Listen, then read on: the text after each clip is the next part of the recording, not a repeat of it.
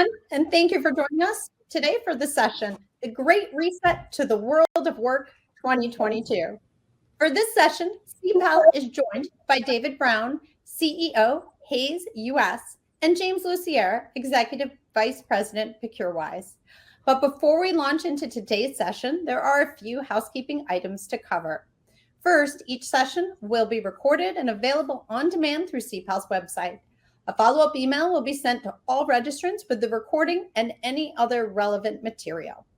Audience questions can be placed in the Q&A tab or session chat window. Our speakers will try to address them by the conclusion of the session. If there's not enough time to address all of the questions, our speakers will work with us to publish a Q&A as a follow-up. Please note that this session will end promptly at the scheduled time. At that point, we encourage you to visit our agenda tab and explore our other topics and speakers in the 4 different tracks. If you do not visit the agenda tab, you will automatically be redirected to the next session in the same track. That's it. And now it's my pleasure to introduce our speakers for today. David Brown is responsible for leading all Hays operations in the U.S. and is a 21-year veteran of the staffing industry. James Lucier, Executive Vice President, ProcureWise, is responsible for executing go-to-market strategies, building client-driven growth, and driving the success of ProcureWise. And with that, over to you, James. Thank you, Spring. Hello, Dave. Hey, Jim. How are you? I'm doing great. Thank you so much for joining us. Again, I'd like to introduce everyone to my friend and great leader in our industry, CEO for the U.S. for Hays. And we're so glad that you're here today, Dave. The title of our session is taken from a terrific study and really useful report from Hays. We're going to give the audience a way to access it at the end of the session. We're going to put a URL to go to. I think we'll also put in the URL for your LinkedIn profile. Okay, if someone wants to reach out to you.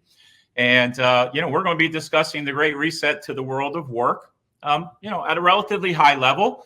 But I'll be asking you maybe some questions where you can give us we'll take a deeper dive and you can give us some examples of what Hays is doing from a leadership standpoint, what you're doing with your clients. But right now, from that high level, can you just kind of maybe set the stage for our discussion and address, I know you wrote the forward to the to the research, but address the business reset and how employee and worker expectations have really fundamentally shifted.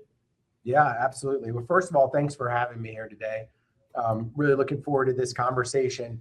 That information that you had there was a little bit dated. I've actually been in it longer than 21 years now. It seems like an eternity at times and like a minute at other times. But what's interesting is across that entire 20-something years in this industry, there's never been an employment market like we're in right now. I characterize it as the most dynamic employment market that I've ever seen. I've been through several up and down cycles through the years. But you've seen at least 2 or 3 big cycles, right? Right. Yeah, exactly. So, that's exactly right. Really big movements in the market. But this is the most dynamic market that we've ever seen, which is why we called it the Great Reset, because it's not just an up market. It's not just a good time in the industry, which could go up and down with economic cycles, but it really is like a fundamental change in the employee-employer contract that's happened in the past couple of years. Yeah. So, and just to prep for this session, I've had a couple of discussions and again, at a high level, we talked about all these things, right? War for talent, skill shortage, scarcity, all these things coming into the Great Reset. Can you just bring some of those into the discussion for us? Yeah, sure. Of course. Yeah. So the demand, first of all, just top end raw demand for talent is greater than it's ever been, right? You see unemployment reaching or approaching record levels now. It's under 4% in the areas that we serve here, Hays in the U.S. We're in more technical specialist fields. That's under 2% unemployment. So essentially you are at full employment right now. And you have a couple of different things that have caused that. Through COVID, a lot of projects were backlogged. They were put on hold. They weren't done. now as companies have come out of the back end of the worst of the pandemic's impact on their business, not the health crisis, which is still ongoing, but on their business impact, you have this glut of projects that are all now coming online, and they need people to do it. You have a lot of people that left the workforce over the last couple of years, so it's actually shrunk in some respects.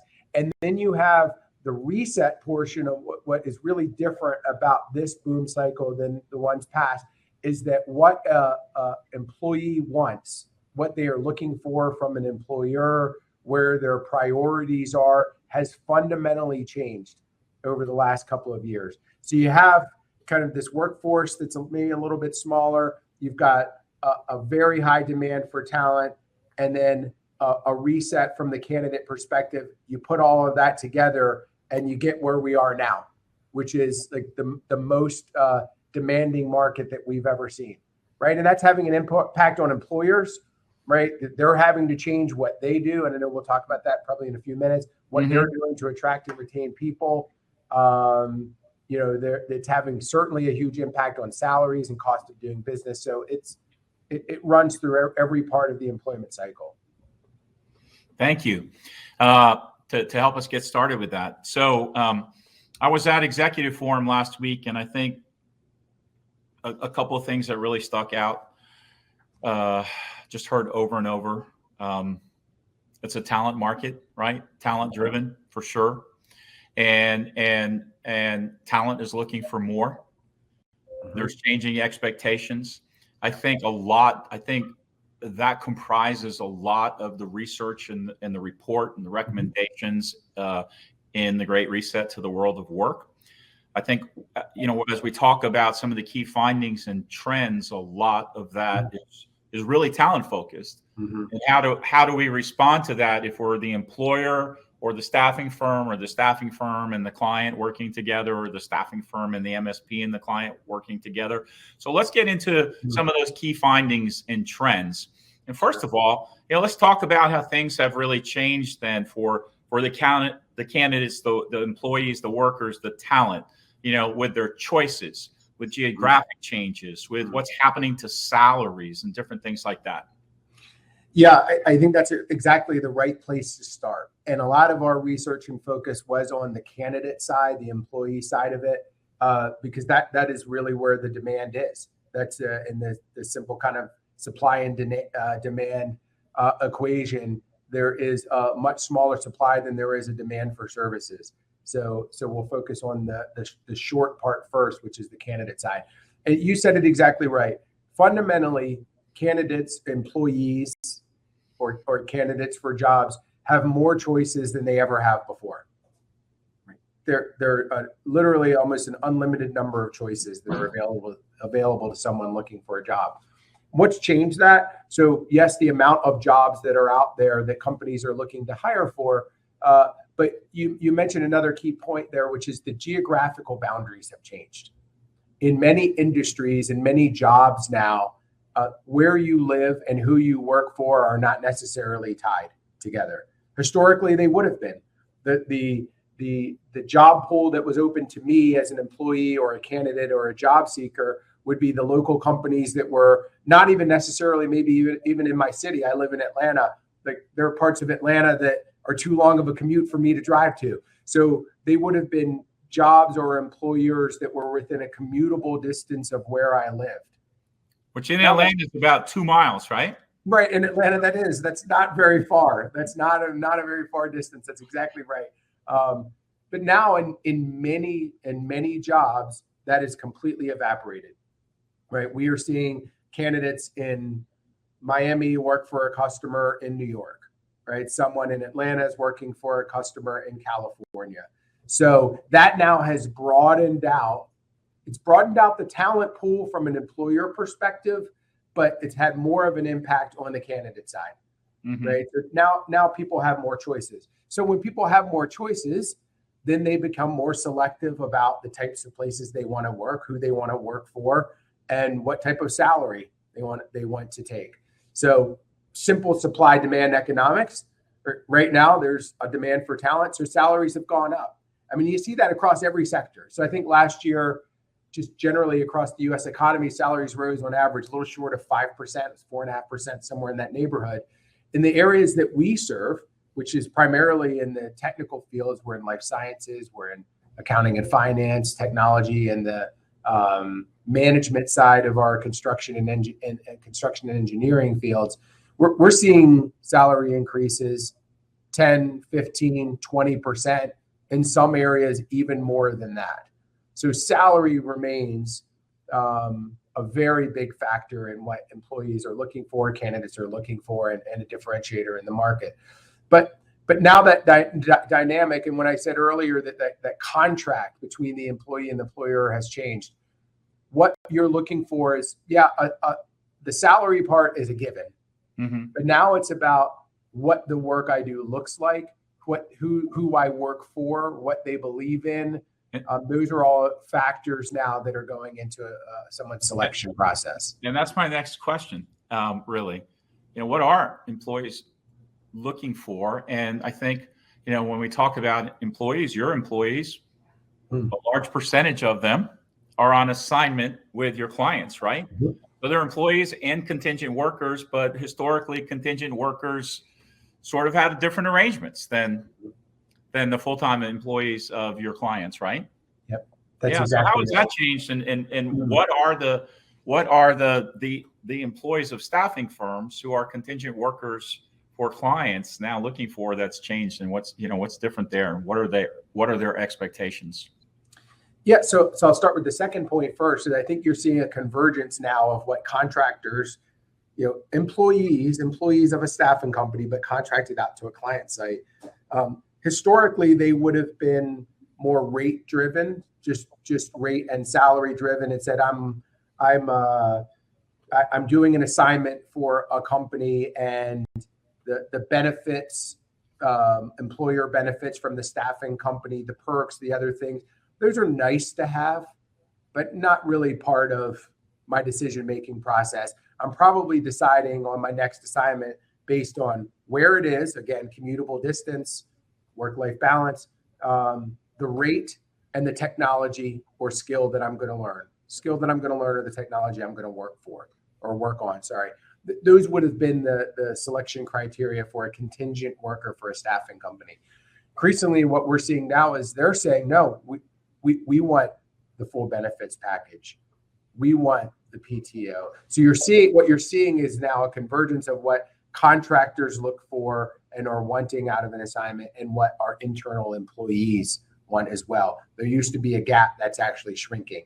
Now, there are certain downstream effects or things that might affect or impact as far as classifications of people and what you offer them, et cetera. But you're seeing those two converge. But there are a lot of things that are similar now in really all classifications of people and what they're looking for. One is salary. No one is making a move right now. Hardly anyone is making a move for the same money. Everyone's plussing up. That's a given. That's not new. The percentage spike that we're seeing in it is new. Right. But that's not new. Flexible and remote working, that's no surprise. All right. That's something that you must find some resistance to that, though, with employers, with clients, right?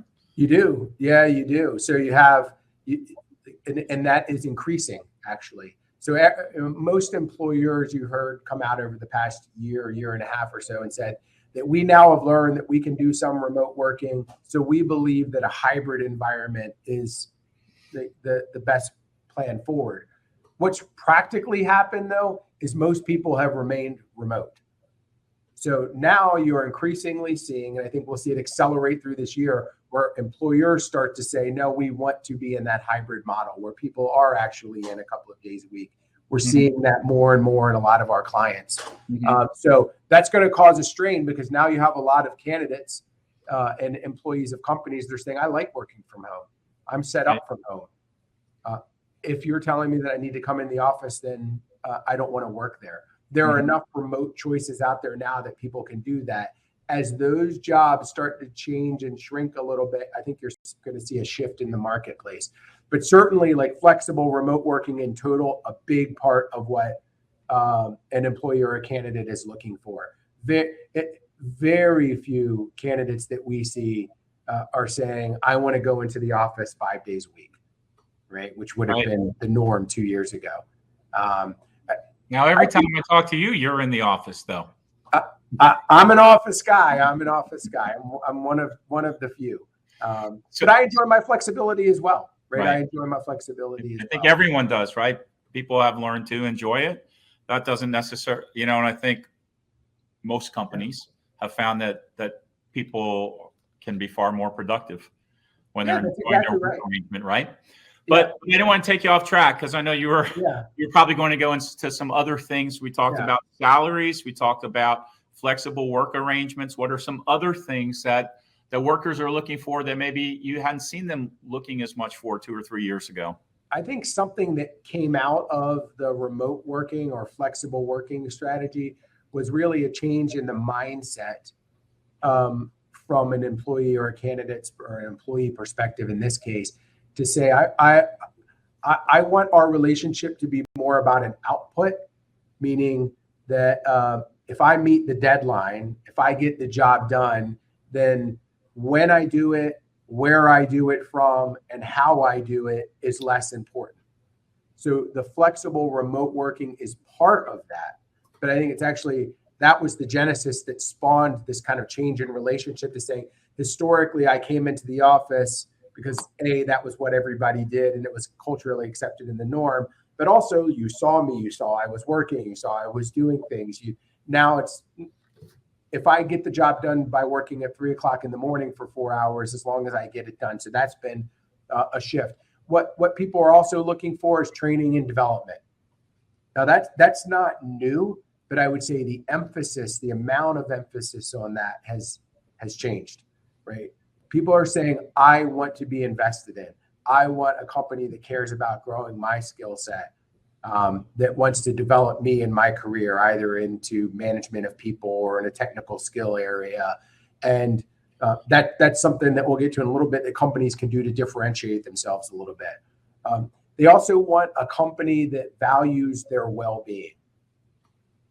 Something that was always there, but is front and center now, right? And that's saying that I want a company that is not just paying me well, but they care about me as a person. This has been a big part of kind of the change that's happened over the past couple of years, that people have felt that before, but they didn't feel empowered to really talk about it out loud. Now everyone feels empowered to talk about it and say well-being is going to be an important part. And that's not just time off. A lot of times you think about well-being, it's the amount of hours that you work and how much vacation time that you're given. And it's benefits, it's the working arrangements, it's things around ED&I and inclusion and feeling welcome and feeling like you can bring your true self to your job every single day.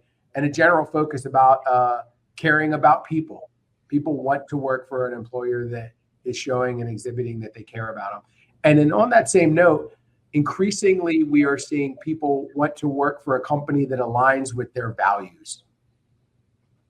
And so they might have a strong ED&I offering. They may have a strong stance on social issues or things that are happening in the world. Or maybe it's just fundamentally what that company does is in line with what they believe is the right thing to do or helpful to society. But we're seeing that, and especially in younger generations, that's more and more important to them.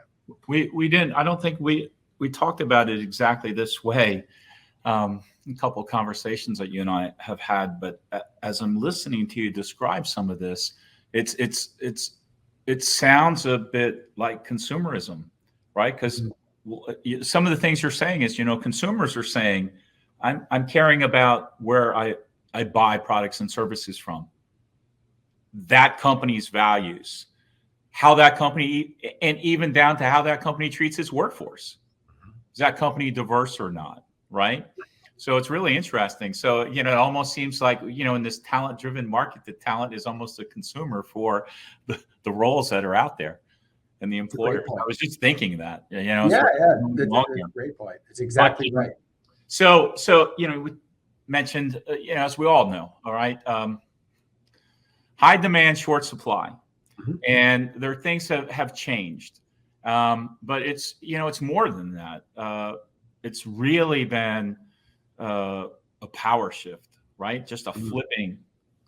And so is there anything else you'd like to speak to about the way the balance of power, if you will, has flipped, in addition to things that we've already mentioned? No, I think that's exactly right. The balance of power has flipped.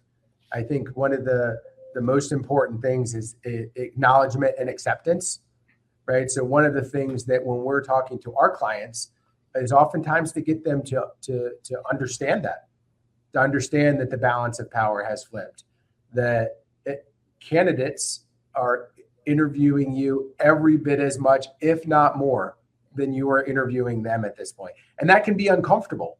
That's uncomfortable as an employer. Well, wait a second. I'm the one paying them. They're going to work for me, right? Shouldn't this be the other way around? Not right now. Not right now. So an acknowledgement of that. And I'd say that the clients that we have that embrace that, don't fight against it, but they embrace it.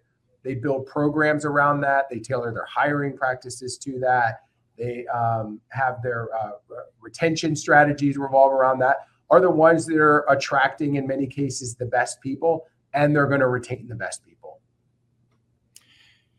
Well, we've covered quite a few findings and trends, and there are even more in the report, right? But we're about halfway through our session, and I think we should start talking about some recommendations. And before we do, maybe I'll add this, that so you're dealing with all of these issues with your clients, and at the same time, you're dealing with these issues as an employer, right? That's exactly right. Yeah, we're a company just like everywhere else, right? So we're having these same internal conversations about attraction and retention and all of those same things. Right. So I think you'll be able to give us some good examples, because this isn't just a matter of here's what you should do. I mean, here's what we're doing too. Right. With our clients and also internally. But so, one of the things that just seems like right off the bat that hiring practices just have to change. Right. It's like that has to be a place to start, just attracting the worker. Right. And attracting the worker into the process and actually completing the process and bringing the worker on board. So what are some of your recommendations about changes to hiring practices, and maybe an example of something that you've changed? Yeah, I think that's great, because that's where it all starts, right? It all starts with attracting the right people to your company. So number one, I would say my recommendation would be for companies, and we've done this internally. Everything that I would recommend, we are doing the same for ourselves, right? Internally, is to look at where you look for candidates. Right? Where you look for people for your company. A lot of employers have a very narrow view of where to find people, and narrow in a couple of different ways. Again, geographically, one thing that's interesting that we've seen, even still from some employers, that will say, well, I'm fine with somebody that is just going to be remote and work from home. I don't actually need them to be in the office, but I need somebody local. Well, why is that? Why do you need someone local if they're not going to be coming into the office? So look at the geographic boundaries. Is this a role that I need to have in office? If so, how frequently? Does that open up the areas that I can search for people? Right, would be the first thing. Second would be what skills do I need someone to have to be successful in this role? This is one where traditionally companies put together a job description and say, I need someone with 3 years of this and 5 years of that, and they need to have experience doing these things. It's very limiting. It's very limiting. And in certain skill areas, say in information technology, for example, where you're already in an extremely tight market, every bullet point that you put on that job description, you're essentially slicing the size of the talent pool that you have to choose from. So my recommendation would be to look more at what are the absolute mandatory skills that I need to have someone have, but more importantly, what are the competencies and characteristics of someone that would be successful in this job have, and what could I do to then bridge that gap between the competency and the skill to make them successful in the job. And I'll give you a Hayes, right, example on this one. So traditionally for our business, for recruiters, we'd be looking for people with recruiting experience, right? Then we actually evolved that to say, well, they don't necessarily have to have recruiting experience, but we want them to have some type of, B2C or B2B sales experience. We want them to have had that background so they understand what it's like to work with an external customer. We've now evolved that to say, what are the competencies that we need someone to exhibit? What are the attributes in someone with being people-oriented and outgoing and persistent and, those types of characteristics that someone could have to be successful? Then we invested heavily into our learning and development journey, right? So we put in a lot of emphasis on saying, we're going to hire people that have the right attributes to be successful, and we are going to teach them the skills to be successful in our business. So that came with a big investment. That's a big investment. But what it's done is it's allowed us to open up the pool of people that are available to us exponentially. So we can hire much faster now. We can ramp our business as we need to much faster than we can historically. So my best recommendation on that would be to look at what are the absolute skills that you need to have from someone, and what could you train someone on, and how could you build a program around how to do that. And that's not just in an entry-level recruiting position either. We are in the process of building out a program around hiring, training, and deploying people on assignment for us, right? In some technical areas of our business. So could we, instead of everyone saying, for example, people in the Salesforce ecosystem are really hard to find, there's a constant demand for them, they don't exist, or Java people, right? Or pick your skill set of some high demand, low supply skill area. Well, could we find people that have a computer science background in some degree, or maybe a mathematical background, and could we put them through a training program in Salesforce, in Java, whatever that may be, to teach them those skills and then deploy them out to a client site? So I think that a lot of these things come together when it comes to recommendations, right? Because it's a full life cycle from sourcing a candidate to offboarding a worker, right? And all these things do have to work together. But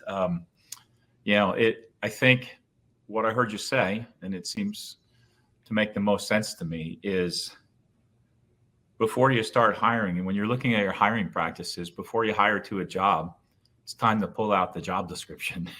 That's right. Right? And maybe cut it from 3 pages to 1, and maybe take out the skills that you don't have to have, and maybe hire more for talent and some other things. So that's really helpful, right? Of course, that should be the starting point. We're not going to get into this, but I've heard this about the job description a few times today, right? You may rule out, or people just rule themselves out, large groups of people because of the way the job description's written. Could be by skill, by gender, by ethnicity, by lots of things, because of stuff that doesn't have to be in there. Maybe to take a look at that, right? You also talked about sourcing of candidates, and I heard you say that you're hiring candidates that maybe traditionally wouldn't have, they wouldn't have kind of fit the candidate that sort of the background and everything else that you're looking for. So I'll say that you're getting to some non-traditional candidates. That's how you're expanding your candidate pool. So how about sources, though, in order to get to those candidates, not just looking at the job description, but I assume that you're having to go to different places too. What kind of recommendation do you have from a source, not just seeing, but the sources that you go to for that? Yeah, so we are. So that's exactly right. Now, I will tell you that just by changing your mindset about who you hire and what you look for, you'll be amazed at how much bigger the pool is that was already right in front of you.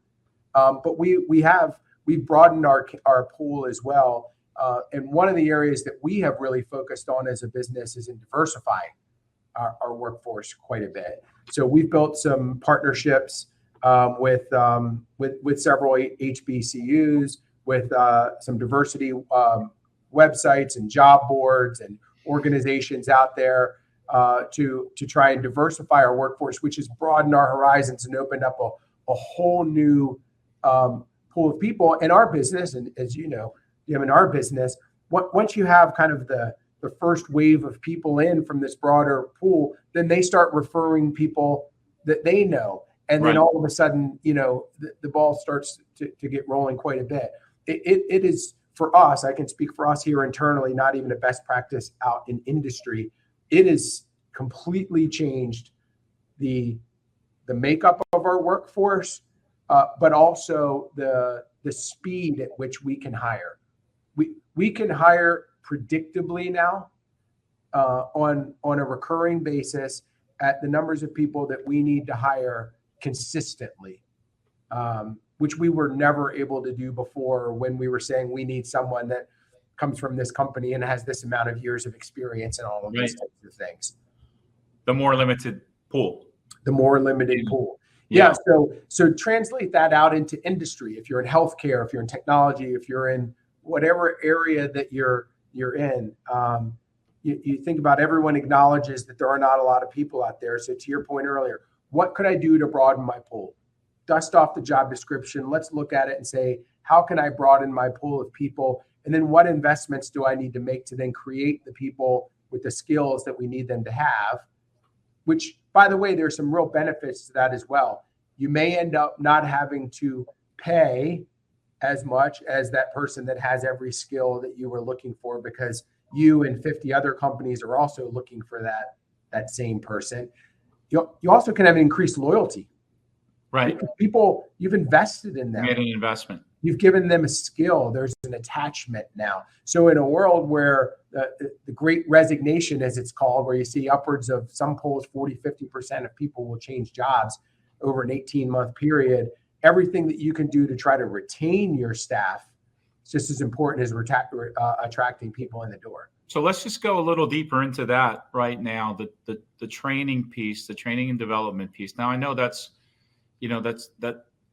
always been there for you, but but I understand that it's growing and it's emerging. And I know there are a lot of resources on the Hayes site, for people to use for free. They don't even have to be employees of Hayes, right? And I think there are some other initiatives that you're doing. So where do you see that going?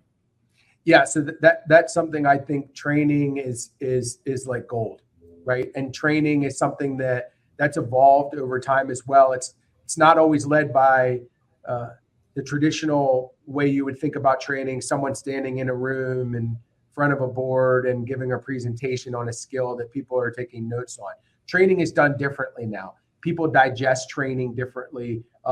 Self-learning is a big part of what people are looking for now. I think what you were referencing there is our Hayes Thrive, which is our online library of resources that we offer to people to take advantage of, and it's on any number of different areas. Self-taught, self-paced learning. So highly take advantage of it right there here. You go. Yeah, it's fantastic. It's fantastic. You can pick the area that you are interested in, and you can do it on your own time. Right? So I think that's vitally important. Another recommendation would be around training. So we've talked about hiring people to competencies and giving them the skills that they need. You have the self-led training of things like the Hayes Thrive. But I'd also encourage companies to look at your ongoing training and development for your tenured staff. Often in many companies, that pocket of people get lost in the training world. You invest all this time and energy and money into new people, right? And then once you show that you're really good at your job and you don't need training, quote unquote, anymore, then you're left alone and you're never invested in, until that person resigns and says that they're going somewhere else because they're going to learn a new skill, or they're going to pick up a new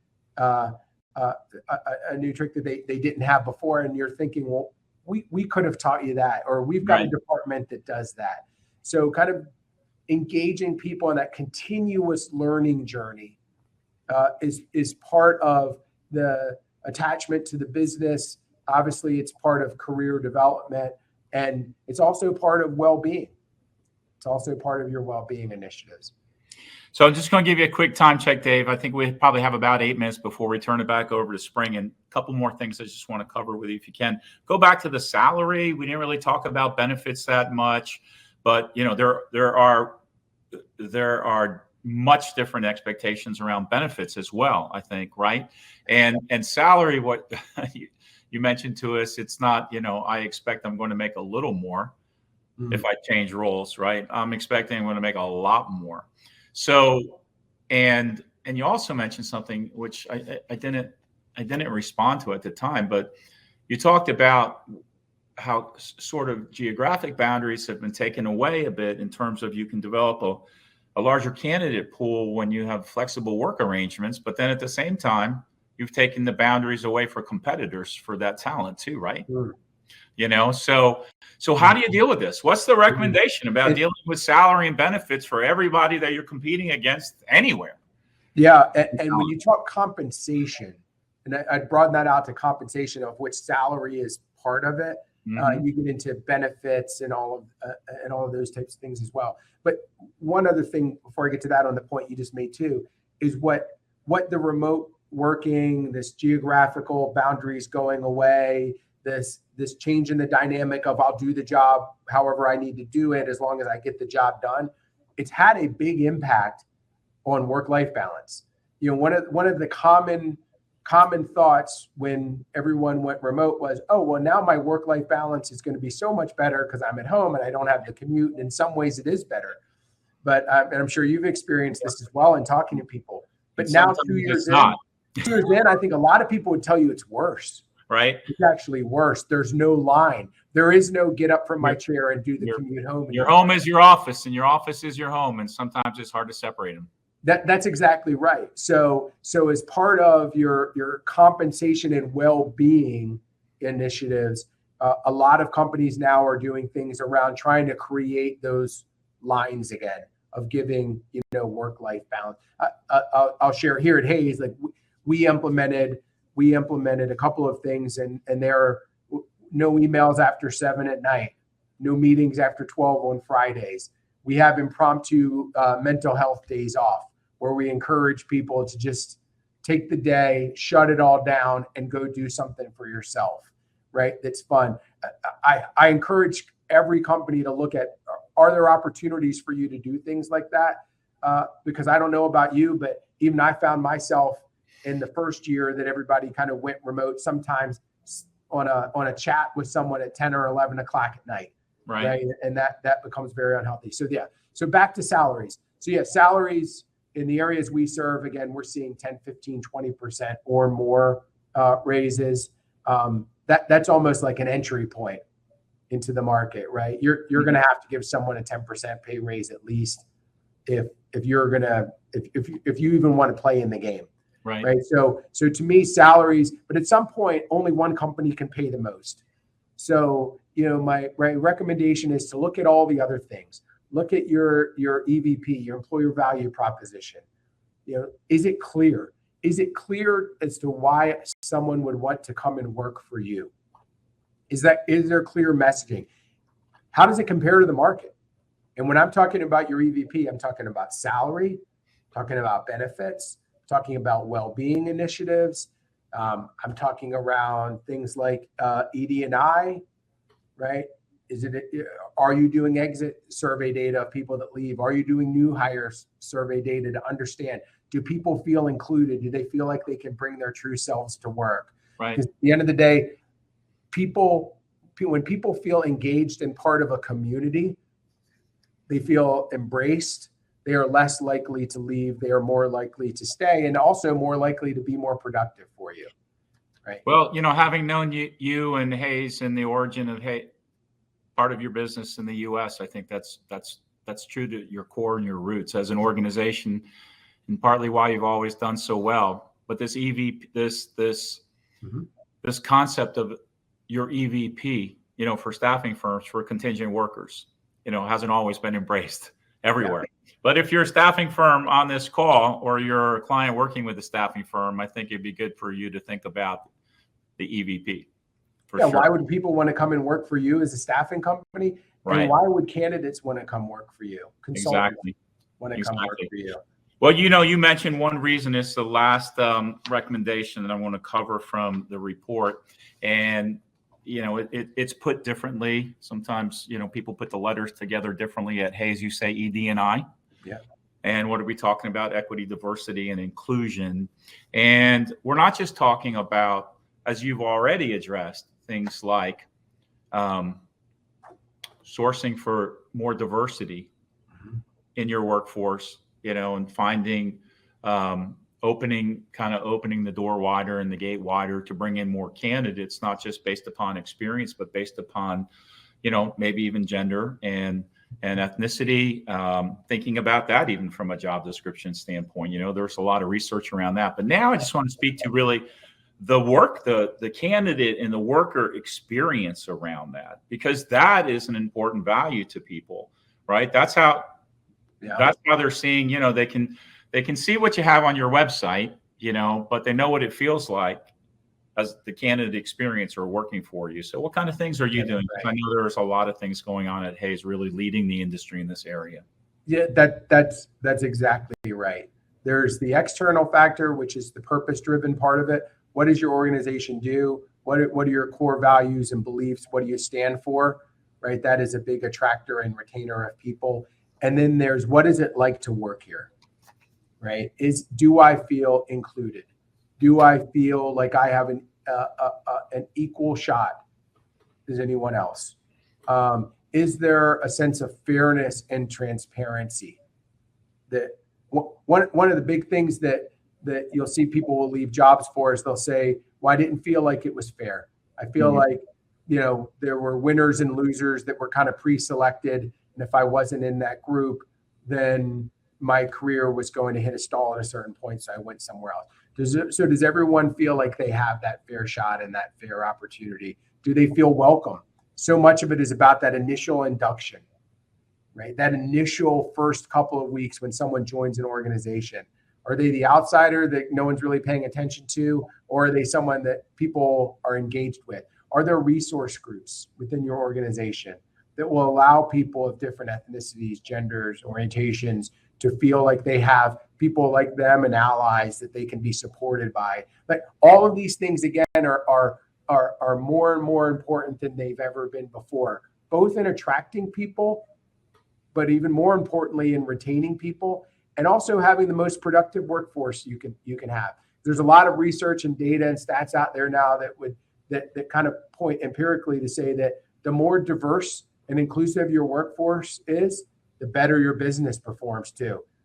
Right. It's not just the right thing to do, which it is absolutely the right thing to do. It's also good for business. Yes. So why wouldn't you do that? Exactly. Yeah. So thank you, Dave. We're right up against our timeline. Just want to tell you that I appreciate your friendship, your leadership in the industry, and for partnering with us on Ceipal Connect. Thank you. Spring? Yeah.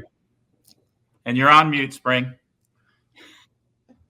Thank you so much, David and James. It was great having you both for this very engaging and informative session. I'd like to thank everyone for joining in on us. And again, we encourage you to visit our agenda tab and explore other topics and speakers in the 4 different tracks. If you do not visit the agenda tab, you will automatically be redirected into our next session, which should start shortly. Thank you, everyone. Have a great afternoon. Thank you.